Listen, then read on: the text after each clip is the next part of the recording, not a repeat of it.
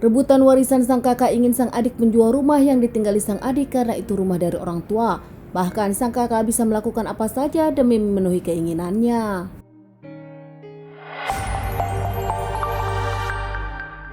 Kasus ini terjadi di Jakarta Timur cukup mencengangkan karena terjadi di kawasan padat penduduk dan para tetangga sempat mendengar pertengkaran ini. Kali ini seorang wanita bernama Murniati atau biasa dipanggil Murni, berusia 22 tahun dan tinggal sendirian di Cipayung, Jakarta Timur dari rumah yang diberikan oleh ayah kandungnya. Sang ayah sendiri kini sudah berpulang. Sementara sang ibu tinggal di daerah situ juga namun berbeda rumah dengan Murni. Murni sendiri adalah anak kedua dari 3 bersaudara. Punya satu kakak lelaki bernama Abdul namun tak tinggal di sana. Dirinya tinggal di Bekasi bersama istrinya. Meski Abdul tinggal bersama sang istri di Bekasi, namun Abdul pun kerap ke Cakung, Jakarta Timur untuk ke rumah Murni sang adik maupun ke rumah sang ibu. Murni juga punya adik satu perempuan yang tinggal bersama keluarganya di kampung, yaitu di Garut, Jawa Barat bersama sang nenek. Karena adik Murni jauh di kampung, Murni lebih dekat dengan sang ibu yang memang dekat rumahnya dan juga dengan sang kakak yang memang satu kota. Murni memutuskan tinggal sendiri di rumah warisan dari keluarga sang ayah. Rumah Murni tersendiri masuk gang-gangan, hanya dilewati motor. Meski begitu, rumah tersebut terlihat bagus dan luas besar. Murni sendiri merapihkan rumah tersebut. Murni adalah seorang mahasiswa di salah satu kampus swasta. Murni dikenal sebagai wanita yang baik, ramah, tak pernah ada masalah, bahkan tak pernah ada musuh. Baik di kalangan tetangga, keluarga, di kampus pun Murni terkenal. Begitu juga sang kakak Abdul di mata tetangga, keluarga. Abdul pun ramah, baik, rajin beribadah. Bos di tempat kerja Abdul pun menyebutkan Abdul rajin hingga sering mendapatkan bonus. Abdul sendiri bekerja di salah satu perusahaan di Cikarang jadi karyawan. Namun ternyata di belakang kebaikan Abdul sendiri kesal, iri dan marah kepada sang adik Murni karena Murni punya rumah itu dari warisan.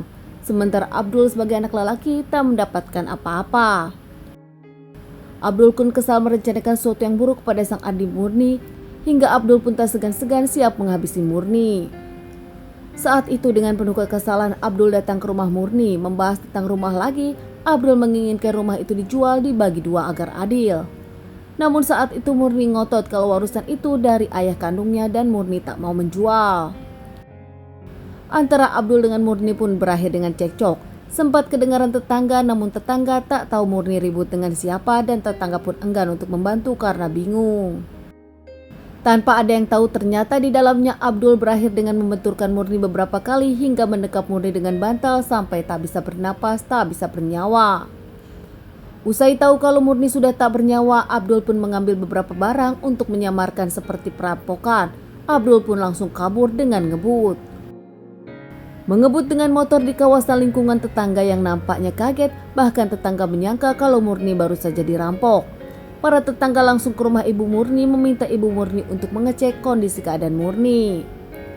Tak lama ibu dari Murni pun langsung datang ke rumah Murni. Membuka pintu namun ternyata pintu dikunci dari dalam. Kebingungan karena Murni tak membuka pintu, akhirnya ibu dari Murni pun mendobrak pintu tersebut. Setelah pintu didobrak mendapati Murni yang sudah tak bernyawa, sang ibu histeris. Para warga langsung membantu dan melaporkan permasalahan ini ke polisi. Polisi langsung datang ke TKP, olah TKP dan langsung membawa jasad Murni ke rumah sakit untuk dilakukan otopsi. Dari hasil penyelidikan otopsi diketahui kalau Murni mendapatkan bekapan hingga akhirnya dirinya tak bisa bernapas dan tak bernyawa. Usai otopsi, Murni pun dikembalikan ke keluarga untuk dilakukan pemakaman. Di pemakaman terlihat keluarga dan juga sahabat-sahabat Murni.